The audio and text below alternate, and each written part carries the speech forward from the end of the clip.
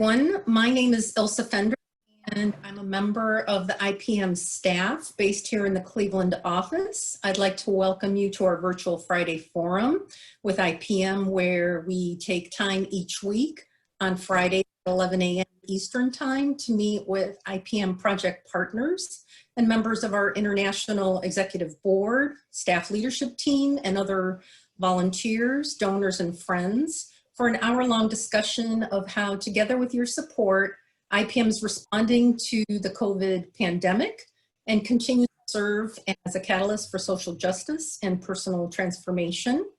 As I'm sure you quickly noticed, our CEO Joe Cistone, who typically welcomes you and moderates our program, is enjoying a few days of well-deserved time off with his family, celebrating his daughter Francesca's birthday today. So happy birthday, Francesca. Francesca and Dan are visiting them in Maine. So while they're having a great day, I know that Joe would like me to convey his personal gratitude to each of you for joining us and for all that you make possible for IPM through your support. I'd like to now turn it over to my wonderful colleague, Adela Zayas, who is based in El Salvador and is IPM's Director of International Programs and Partnerships, to introduce you to this week's speaker. As a quick reminder, for those of you joining us via Zoom, please do mute yourselves during the portion of our program, and feel free to ask any questions you'd like through our chat function, or if you're joining us via Facebook, please feel free to ask questions or share comments with our speaker that way. So for now, Adela, would you like to introduce our speaker? Yes, of course. Thank you so much, Ilse. It's very wonderful for us to be able to learn in these spaces, in these forums, but also to connect because I think in times like this, it's very important to feel very close to the people that we care about and that we love. And I think these forums are really great for this. So I would like to welcome our speaker from today, Fatima Pacas. Even though she's really far away in a distance from El Salvador, she's not in the mind and in the heart. And she has proven this since she started her master degree studies in her Fulbright scholarship.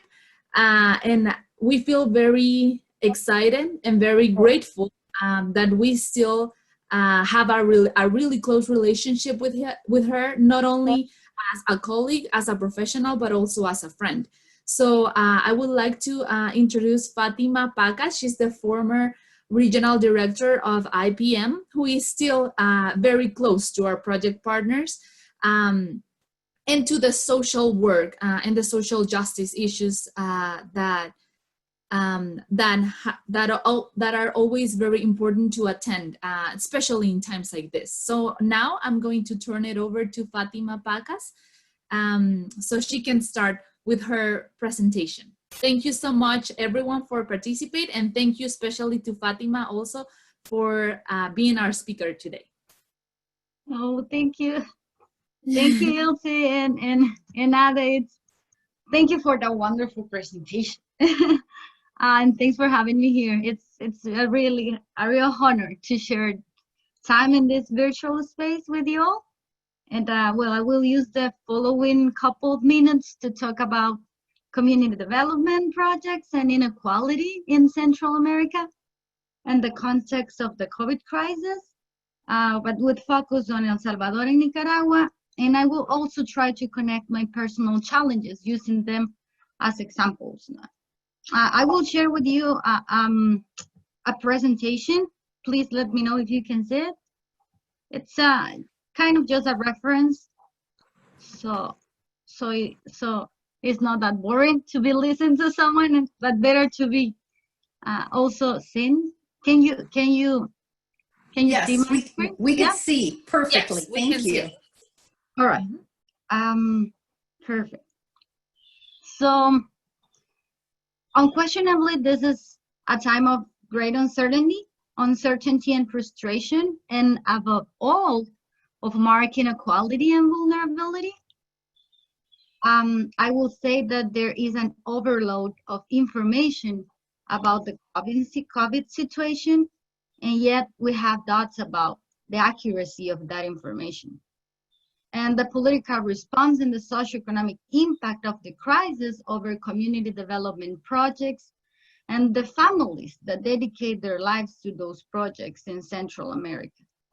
The current context of growing poverty and extreme poverty, weakening of social cohesion and authoritarianism is primarily affecting the broad strata of the population that are living in or vulnerable to poverty.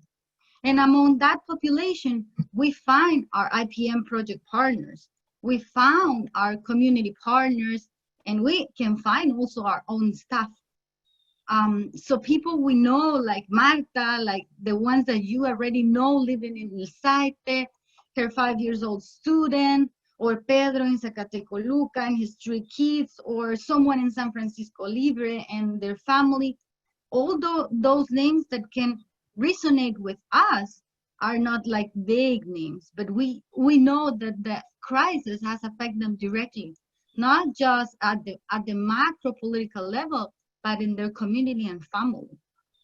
So in this pandemic, Central America governments try to stop the virus spread at the cost of restricting liberties and limiting human rights. Some of those strategies are not necessarily protective of the most vulnerable. In fact, it has already been noted that the region's high level of inequality have limited the effectiveness of those containment policies.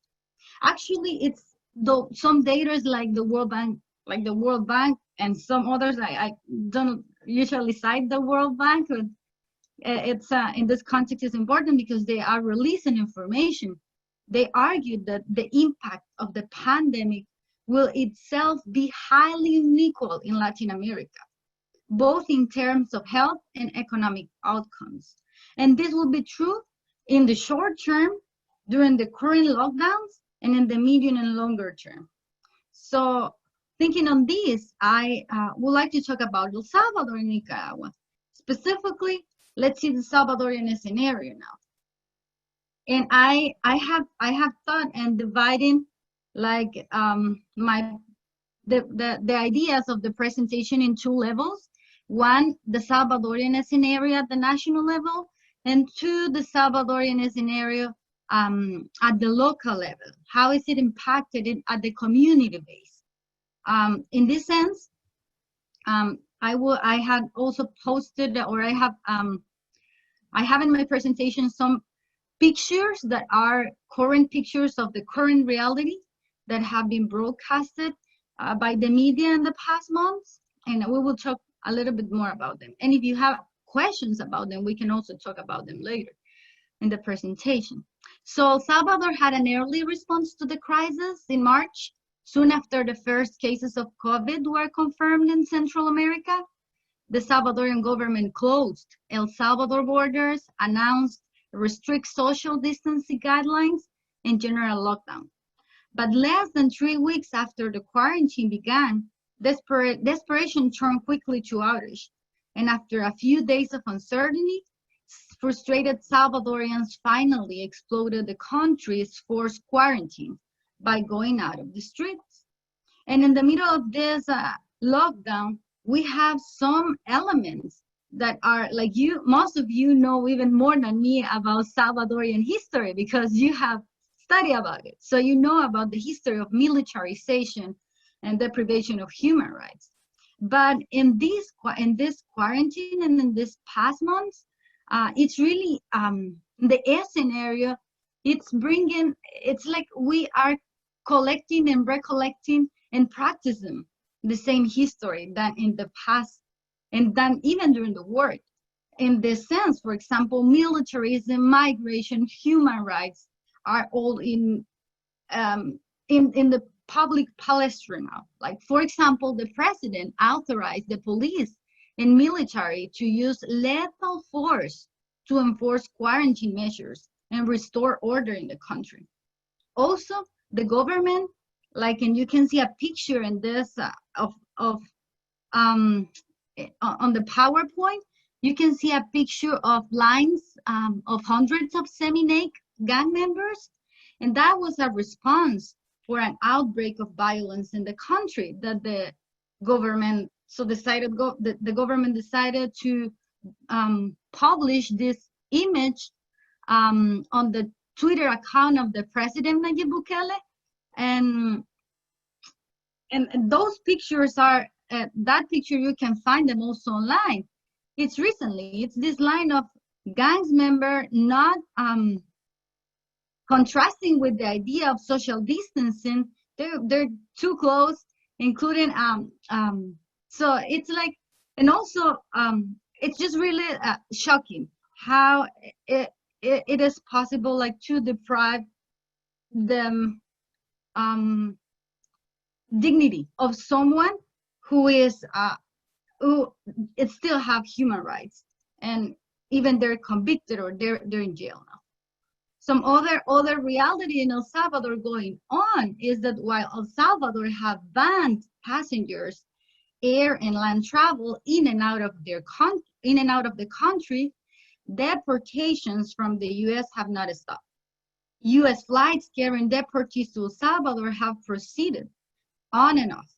Unfortunately, the Salvadorian government has not released information of the percentage of Salvadorian deportees carrying the virus, but there are people who are coming to El Salvador as a deportees who has not been able, like, to receive health protection, not in El Salvador while they're in detention here, not in the U.S. while they're in detention in the facilities here, not in El Salvador.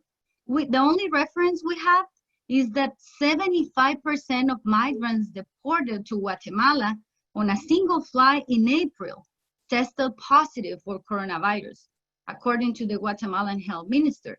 This is crazy. We're talking about 75% of deportees in a single flight in Guatemala, which means that the Salvadorian reality is not that different. Probably we have in El Salvador, there are people who has been deported from the U.S. who also was carrying the virus, and it was dangerous for them, for their own health, and for the rest of the country. In terms of human rights, in El Salvador, police officers and the army detained in this context more than 2,000 people from allegedly violating home quarantine orders and held them in containment centers when quarantine just started. This part is kind of important because I will talk to you a little bit more later, but right now there is still people Salvadorians who has not been able to go back to El Salvador because of the quarantine restrictions, and all people who was entering to El Salvador was brought to these containment centers at the beginning, and those are centers of infection. Many people got sick and people die over there, literally, because of that result. My mom, like in a personal story, my mom is in the same situation because she's been unable to go back to El Salvador. And at the beginning, we were so afraid of her coming back because of these containment centers. But we know that she needs to go back because of her health preconditions and her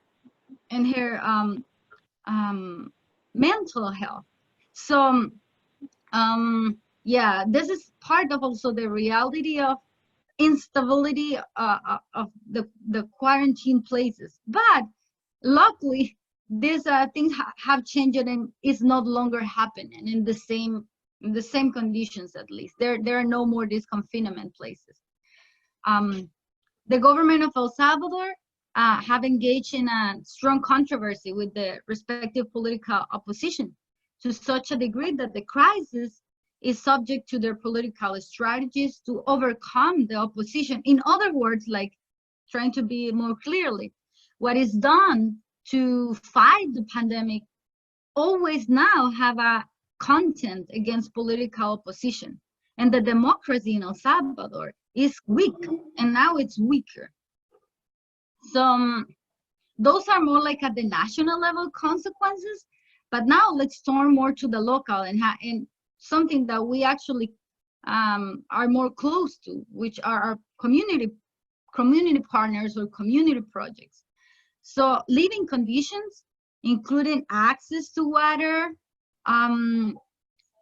such basic amenities like having water, running water at home, and adequate sanitation facility is highly unequal in El Salvador. You guys know, and I think you all have been in El Salvador, that even in the kinder and the kinder facilities in Patronato Lidia Coyola, there is not a regular bathroom, because and that's also we can see there an example of an inadequate sanitation facility that we have to work on that. And actually, Carlos has been trying to raise some money to build a better bathroom there for the kids. But for example, and at least 3 of our IPM community projects are located in areas where access into water used for drinking, cooking, washing is tremendously challenging. El Patronato en Acumujeres en Zaragoza, IDES en Zacatecoluca, Acapamo at Armenia, all of them have limited access to running water, as opposed to wealthy neighborhoods in the same household area. So this is just showing us how unequal and unfair the situation is with such a basic amenity as water is. A second pre-existing inequality that is likely to make the unprivileged more vulnerable to the pandemic, I will say, is the lack of food security. Most community leaders do not receive fixed wages or social security. So they had to challenge the quarantine by going out of the street to work, while hundreds of families and at the same time, hundreds of families in El Salvador and in Guatemala and Honduras, actually, and even in the communities that our project partners are located at, they started flying white flags outside their homes and waving them on the street for asking or seeking for food and assistance. This is just another shows another layer of inequality. Third grade challenge to receive, it's the online system education that it's trying to take place in the country. Students do not have the required technology. They face many obstacles, the scarcity of computers availability, internet access. The students of all society is one of the biggest examples. And I will say that another important challenge that our projects are facing is the decrease of funding due to the economic global constraint. Reduction of international economic support, for example, a significant reduction of people who's funding the student scholarship in El Salvador. They just have stopped providing that donation. Carlos, our Carlos in El Saite, he told me that besides all those material and economic constraints, community projects are suffering the loss of human lives in our communities and the communities where they are working. Like, for example, Carlos told me that with deep sorrow, and I'm quoting this because it's literally what he said, with deeply sorrow, our work is not longer the same. People committed to projects have died by COVID. In El Saite, we already have 4 deaths and several infected by COVID. So at the community level or the community base, the pandemic is not just restricting and putting blocks and other layers of problems to the country, but at the community base. I will now I kind of gonna jump on because it's related to my highlighting the consequences of the measurements imposed in El Salvador, more like at a personal level, with the example of my own family. So Long story short, my mom came to the US in February, but she has not been able to go back to El Salvador because the airport shut down. And there are thousands of Salvadorians left out, as I told you a couple of minutes ago, waiting for repatriation. Many of them have not received humanitarian assistance from the Salvadorian government, and they're still waiting to enter the country. So the case of my mom, she is a retired woman, 60 years old, beautiful soul. She,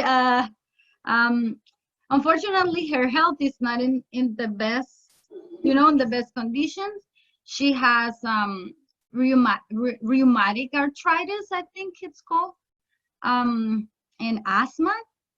And, after 5 months out of the country with no medication, and with the country lock, her physical health condition, and her emotional health condition, it's struggling. It's hard. And I have repeatedly requested support to the Salvadorian government to assist her with medicine, or she had a crisis like a month ago, that her legs started to get a little bit bigger, like swallowed. She couldn't walk properly. She needed an assistant of someone. I was super scared because I have no idea of how the health system works in this country. My mom was just visiting because she had the chance, but she's not rich.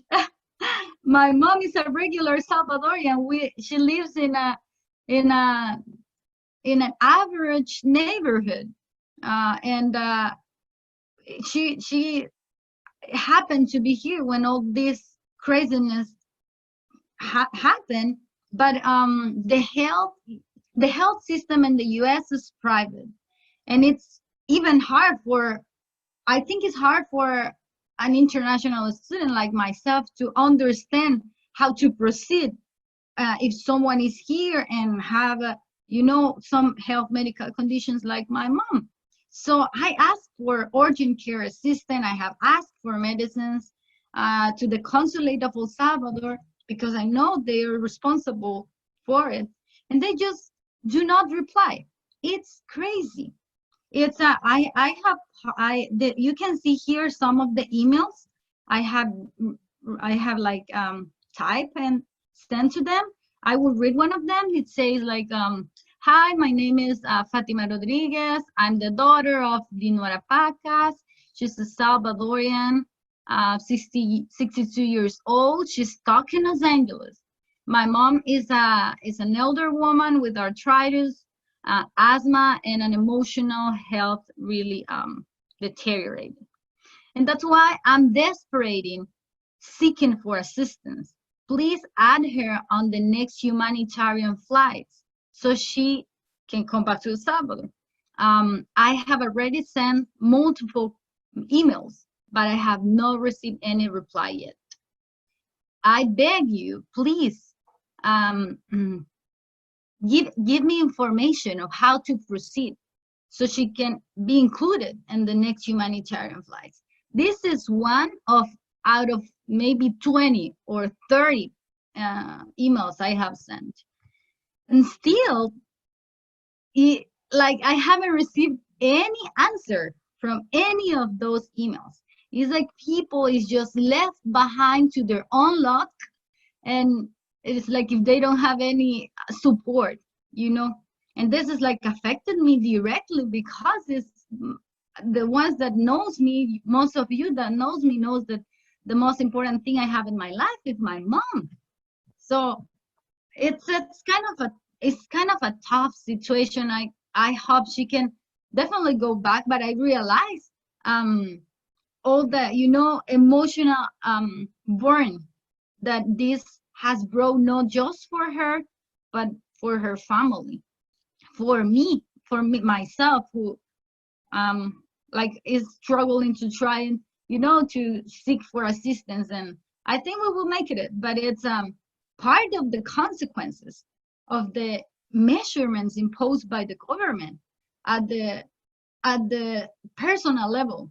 And it's important also to see how this can affect, this kind of measurements can affect not just the national level, community level, personal level of all IPM family members, of the people like Carlos, who's telling me or who's telling us about all people who's infected in El Saite, and someone like me who I'm no longer on staff, but I'm part of the IPM family. So, well, that was like the personal part I wanted to add. And then, like, to be kind of finishing, while the coronavirus has been spreading across Central America, the case of Nicaragua is kind of really unusual. Nicaragua has officially reported the fewest cases of COVID and death caused by the virus in the region, but independent observers says that the number of cases is at least 3 or 4 times larger than the official numbers. And the numbers of death is likely more than 2,000. So we also are a little bit familiar with Nicaragua. The public response in Nicaragua, it's kind of a silence. Like there's still like the government, it's putting on measurements that are not supporting democracy or are not supporting the health and social political conditions of the country. Let's say in these pictures you can see, for example, at the beginning of the crisis, that it was not taken seriously, and the current response is just silencing the people, even silencing the doctors and medical providers. So more broadly, the crisis has highlighted the extent to which disadvantaged Nicaraguans are more vulnerable to negative consequences, like in health, education, job, income. And in the case of community leaders, as the community leaders of in San Francisco Libre or Nindiri, or all the places where IPM has project partners, the consequences, it's real in the sense, or it can be comparable to the one in El Salvador. These ones that we said, problems with running water, food security, education, and the decrease of funding for their community work.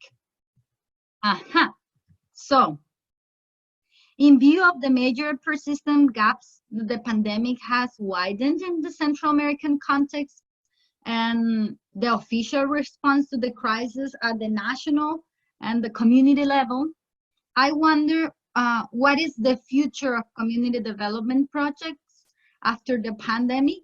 What is the future of the IPM Project Partners after the pandemic? What is the future of the staff and our own families after the pandemic? The UN has said that it's necessary to implement universal, redistributive, and solidarity-based policies with a right-based approach, and I will say with a community-based approach, to ensure that no one is left behind. So in this scenario, I kind of try always to question myself and not just to bring up answers, because that can open up more ideas, you know. So that's why I put these 2 questions in the PowerPoint, with the idea of, you know, how global economic, cultural, political changes in the global south will affect differently the global north. And I'm saying this because in the US, and now that I'm studying here, I realize that all the consequences, especially to vulnerable populations, Black and Latino communities, are especially really have been like more affected in terms of death and infection in this country, widely not. But still, there are differences between the global north and the global south. And the changes at the macroeconomic spectrum will also have different consequences, effects in the global north and the global south. So it is according to the UN, just El Salvador will have next year 4 out of 10 people living in poverty.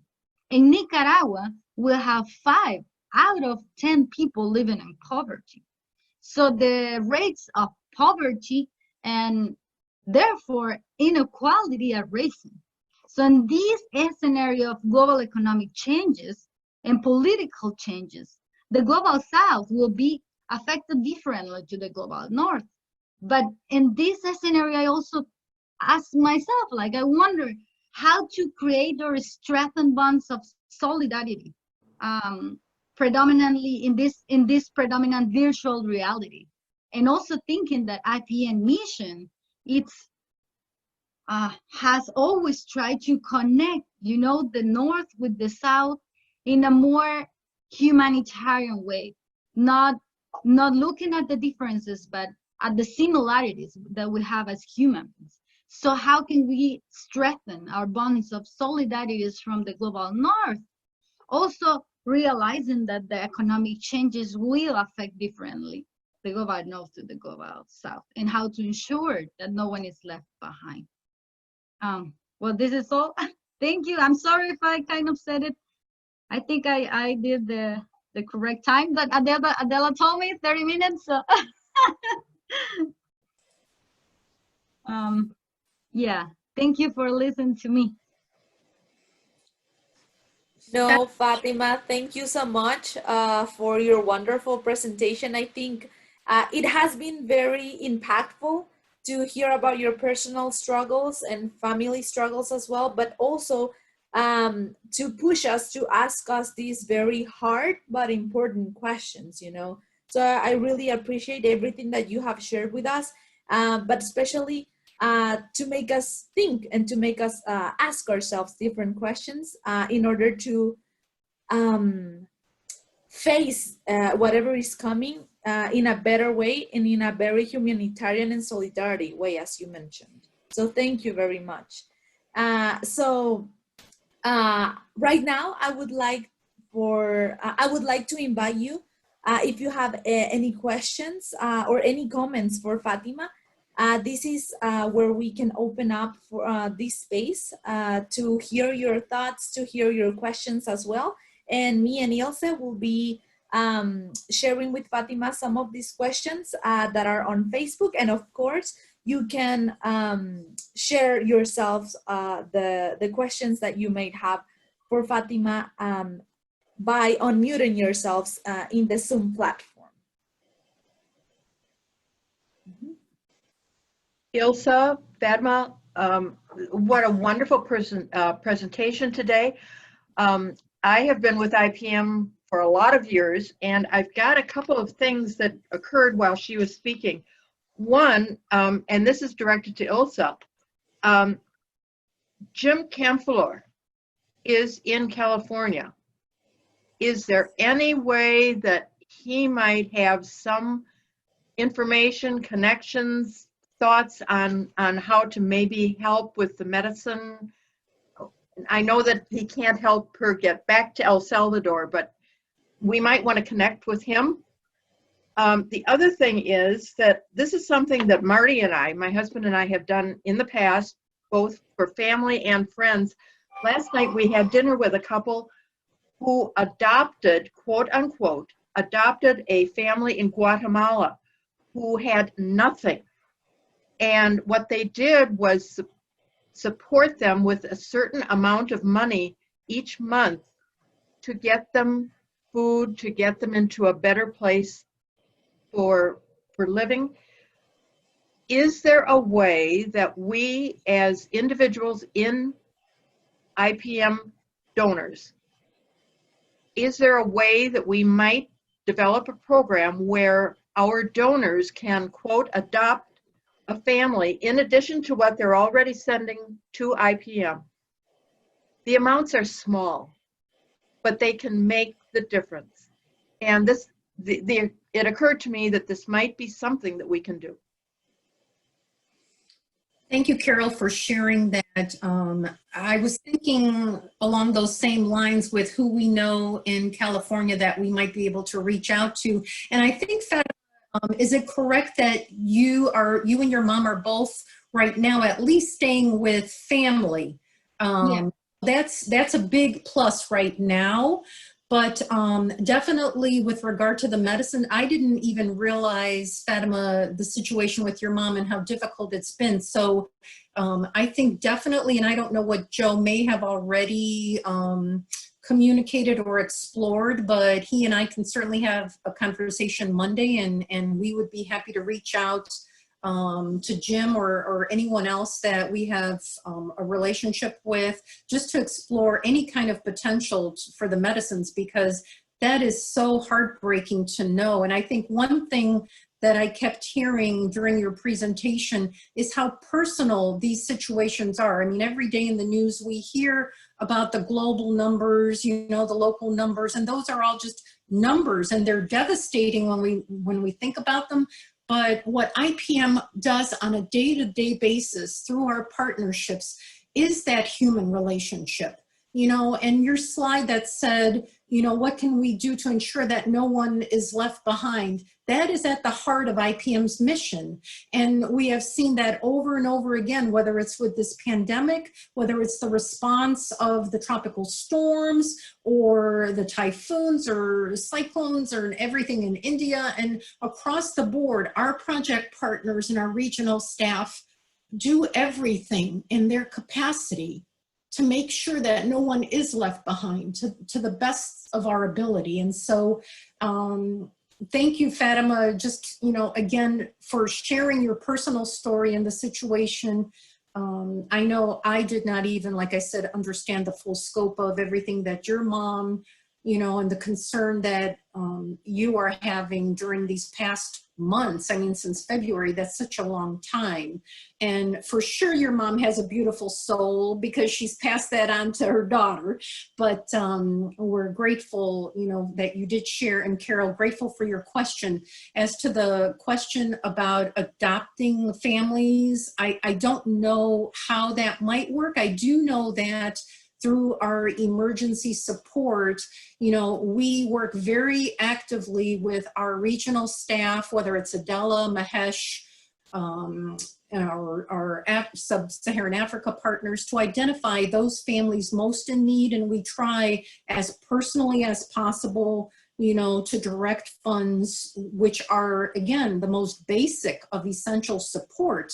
Usually that's why some of the information that you may have all seen in the recent appeal that we sent out, which highlighted, you know, different ways that our partners have been responding, whether it's, you know, 4 food baskets to families that cost $16.67. That might be like an unusual thing that most organizations don't communicate, but I think it just reinforces the impact of, Carol, as you said, how little goes so far when you're talking about families of 6 or 7 people, and these food baskets are, you know, their only source of support or limited source of support. So I will have that conversation with Joe, but I do know that we are so deeply grateful for Adela and Mahesh in particular to communicate the needs of our partners in ways that are very personal.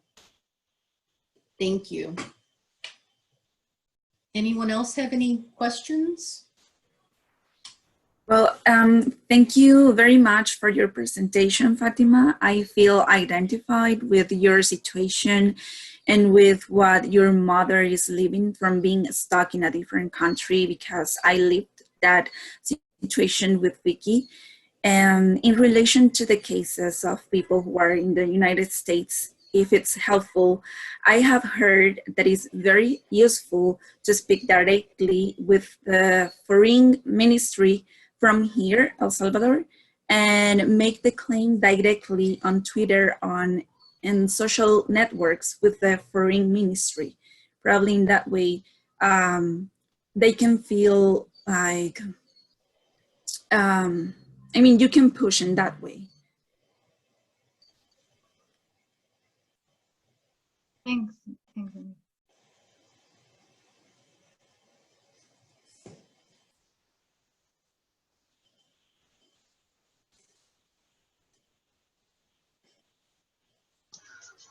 I just wanted to express our solidarity with your struggles back home.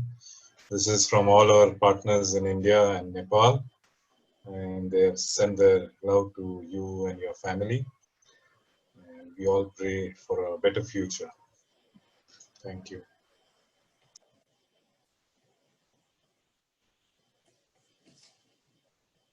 I think I just wanted to mention a comment, something else that was crossing my mind, Fatima, as you were presenting, you know, in ways that IPM continues to respond to the needs of our partners during this pandemic, you know, particularly with, and I know we've mentioned it at some of the other forums, and I don't know, maybe even Anita, if you want to elaborate, or Vicky, it's related to two programmatic areas, and Clint as well, two programmatic areas that we're really excited about in terms of programming. Is one is our virtual immersion experience program, and not just the immersion itself, but any kind of virtual educational programming where we're able to, during this continued physical distancing, to work with our community partners locally, nationally, internationally, to stay connected, to continue to know the everyday reality that our partners are facing,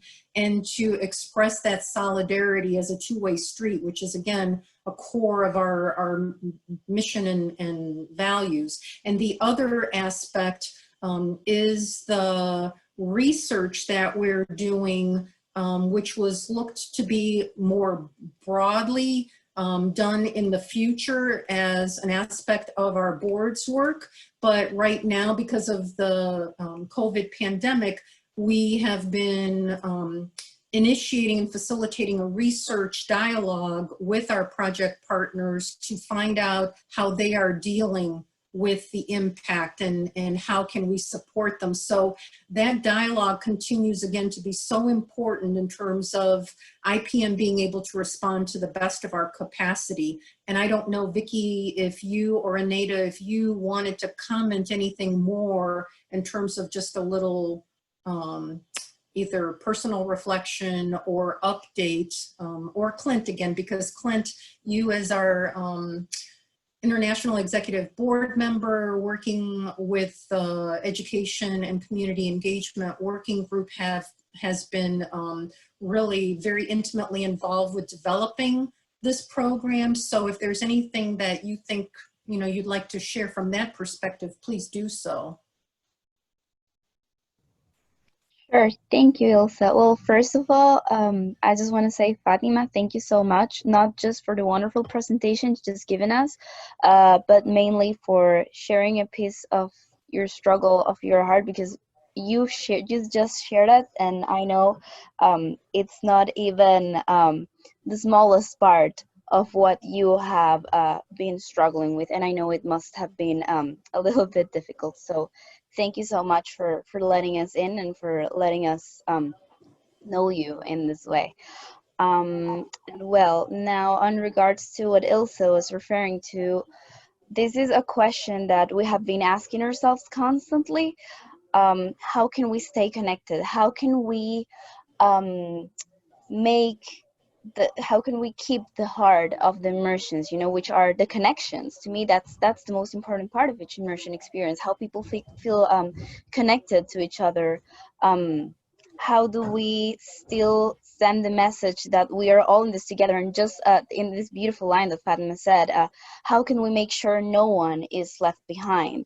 For the virtual immersions, we are trying to get people to understand things in a, let's say, in an academic way, by reading, by understanding, by reading articles about our project partners, about their countries, about their realities. but also by videos or by having Zoom meetings, having the project partners or representatives from the project partners and community partners as well share their experience, share their struggles with each of the participants in the virtual immersions. I think that is what will keep people connected in a virtual way. Yeah, thank you. I don't know if either Clint or Anita would like to add anything else. Well, I think that, like Vicki said, that's extraordinarily important. The temptation for people in the United States is to, I think, turn inward, you know, and see how badly things are and what am I going to do for me and my family. And, you know, that's understandable in a way. But the persistent challenge is to help us or to facilitate our own and other people looking outward as well as inward, so that we don't forget that we are connected internationally as well as, you know, familial wise or nationally or whatever. And that's a real challenge, but it's an exceedingly important challenge now. What people in the United States often don't realize is, you know, we feel sorry for ourselves, but the rest of the world is going through the same thing we are. And unfortunately, in many cases, they don't have the resources that we have.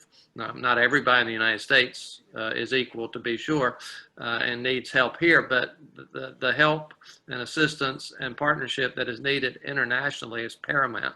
And it seems to me that the virtual immersions certainly have the potential to keep those connections going in a time when we can't travel right away, and maybe not even for the foreseeable future. So it's going to be more and more important. And I appreciate the work that Vicki and Anita and others are doing in that regard, and glad to be a small part of that ongoing effort, and we'll look forward to that ongoing effort.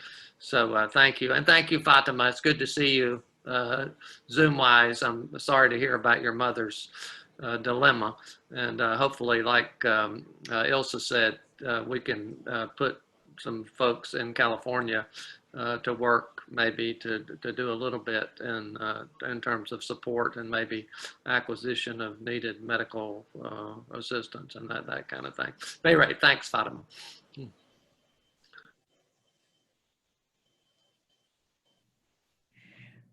This is Carol Clint. Thank you so much. You put into such wonderful words what Jim Mayer, when you said the word facilitate, it just sparked it, because that's what IPM is. And they have connections through you, through board members, through people throughout the world to make improvements, whether they're small or big.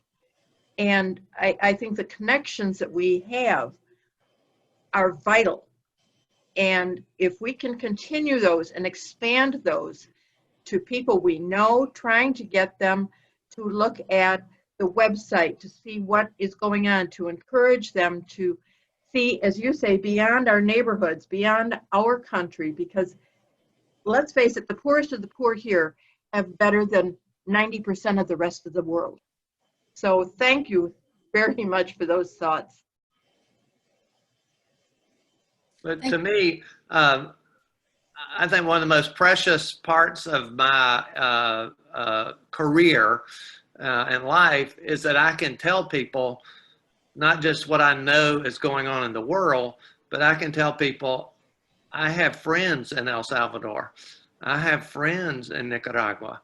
I have friends in India. I have friends in Nepal. I have friends in Kenya, and I know those people, and I know their communities in part, and that makes a big difference, you see, to have those personal connections. And of course, like Ilse and others of you have said, that really is what IPM is about, is establishing and facilitating those ongoing connections that personalize our realities and concerns.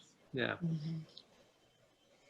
Thank you, Clint, for those words, and Carol, to you as well. And I think, again, it just resonated to me the importance of these forums and the importance of all of you who continue to be on these weekly forums with us. You all have your own circles of connections, friends, and folks that you share our work with, and we couldn't be more deeply grateful.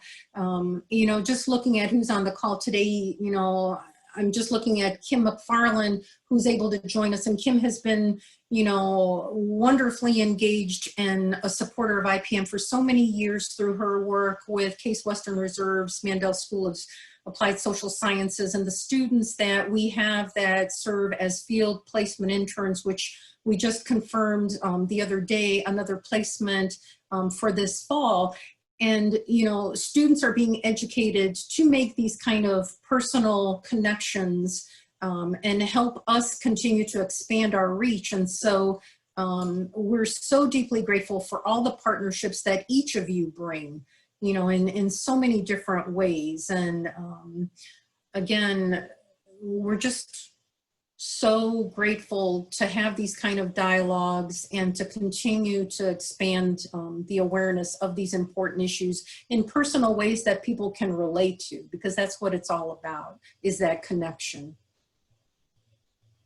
Yeah, I will just add, Ilse, that I appreciate you guys having me here today, and the fact of, you know, it was kind of at the beginning awkward to think, how am I going to talk about my reality, or about some, you know, ongoing dilemmas, as the way that Clint put it on, or problems.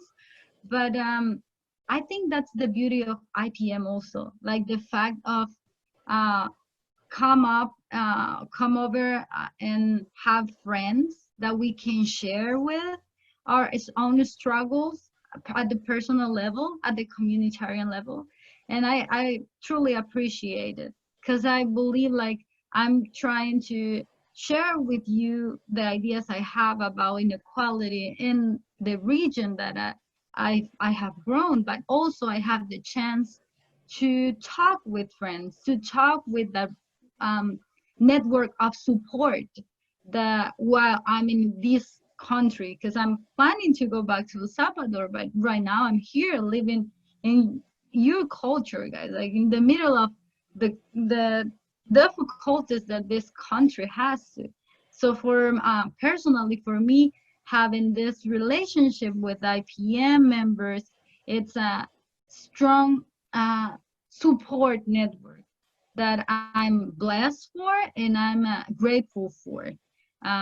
So just because we always usually talk about the importance of coming to our countries, you know, with the immersion experience programs, and just being humble enough to listen to others over there, to listen to Candelaria, to listen to Carlos, to listen to others. And I think, like, there's the spaces of us sharing and listen to our IPM friends and families or peers, listen to us, each other, is also we're developing that that mission. We're actually like reaching out something there. So thank you for the chance. No, thank you, Fatima. I mean, I don't know that we could ever really express the gratitude and true appreciation for all that you have brought to IPM during your, you know, years in the role as our regional director. And please know that we're continuing to hold on to that hope that after you complete your degree, that you'll come back, you know, into IPM's family. I think once you're part of the IPM family, you never are not part of the IPM family, but you are so amazing in the gifts that you bring to this world and the light and love that you share. You know, you are so amazing with your encouragement of individual talents and your work empowering women and leadership skills and all of that. And we are so indebted to you. And just really look forward to any opportunity we have to have you as part of our dialogue and circle. Yeah. Thank you very much. Thanks. Any other questions that anybody has? Well, I know this afternoon, and perhaps Adela, you could share a little bit more. We have our weekly Spanish forum as well at 2 p.m. Eastern time. And if Adela could maybe just share a little bit more about our speaker, for those of you that are fluent in Spanish, we'd love to have you join us for that as well. Adela, if you could maybe just say a couple words. Yes, of course. So we would like to invite you to our Spanish forum this afternoon. It's going to be at 12 p.m. Central American time. And we will be speaking with Anita Landaverde. She is the leader of a Christian-based community in Mexicanos. And the name of this Christian-based community is Pueblo de Dios. She's very close with one of our project partners, who is Nutra Vida, Ana Greg. And Anita Landaverde has been a community partner for many years now. She has been working in the spiritual field, but also in the communitarian field in Mexicanos and in other nearby areas. So today she will be sharing a little bit about her experience in the midst of COVID-19 in the communitarian area, but also to bring some reflections, as just Fatima Pacas did, about liberation theology, about social justice and social injustice as well. So yeah, if we can all participate this afternoon, that will be very appreciated. And we are excited to talk to her. Because of COVID-19, we have not been able to visit as we would like to many community partners and project partners, but today, I'm gonna be visiting Anita so that we can all be sharing this special time with her. So yeah, I hope that you can all participate. We're looking forward to that conversation with her, and you're more than invited. Thank you, Adela. Just before we formally conclude, I did want to mention on Facebook, I'm seeing a few comments. I know we've had a number of people joining us. Kathy Cistone, Zenya from Nicaragua is joining us, Melissa Altman, all thanking you. Nershuba from India was watching and appreciated. Fatima, you sharing. There are a couple messages in Spanish, which I'm not able to unfortunately translate, and my translation button is not working on here. I did have one question from Marie Manning, that a comment that said, if Salvadoran airport is closed down, how are Salvadorans being deported from the US? Does the airport open up just for that reason? When her sister and husband were locked down in Peru in March, the USA government, after many requests, eventually sent a plane to bring lockdown Americans back. She realizes you have received no response from the Salvadoran government, but do you know of any cases where your government has taken on responsibility to bring Salvadorans back? I don't know, Fatima, if you have a response to that, or Yeah. it's just frustrating. Well, yeah, there are cases of people that has been able to come back to El Salvador, just like Vicky did and Neneida, because the government has these humanitarian flights. But there is, well, my understanding is that it exists kind of a list where people like is placed on the list, and depending of their conditions, they're gonna be like they're gonna be a priority for the government to be sent back to the country. I'm kind of, well, my mom will fit in those, features that they have decided for people that will go back first. Like, she's an elder person, she's has health preconditions. The problem is that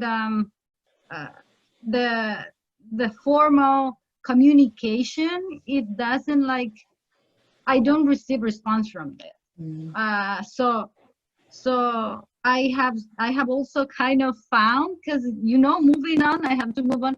We have found telephone numbers and and through telephone numbers and WhatsApp, we actually have been able to reach out someone like, yeah, your mom, it's on the list. We have it here. Just be patient. She will be back at any point. Like, she is part of the repatriation program, but there are so many thousands of Salvadorians out that she cannot come back right now. Like, you have to be patient. So we're trying to be patient and praying for that, like for her to be able to go back in. And her other question about deportees, that's kind of really interesting because there's no flights that are able to come to the airport, but the deportees and the flights with deportees from the US, they just have not stopped. And that's part of the policies.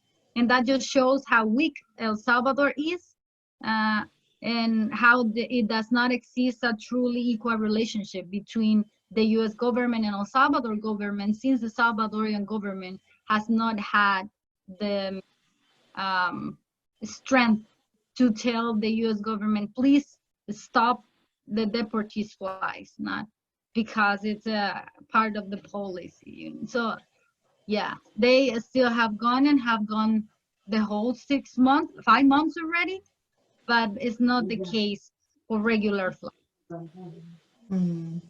Well, thank you, Fatima, for that. And thank you, Marie, for asking that question. Thank you again all for joining us this week. We hope to see you next week. We're hoping, we're still working to confirm exactly our speaker, but believe it will be Rosalie Kell, who will be sharing a little bit more about our work with the Wabanaki in Maine and the situation there in terms of COVID. And we will communicate that to you later this week.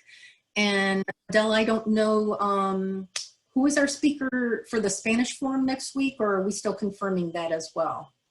No, so for next week, we're hoping to have Marta and Luz Dari from Colombia. As you know, we had a lot of difficulties in the previous Spanish forum with them both, and they couldn't present what they have prepared.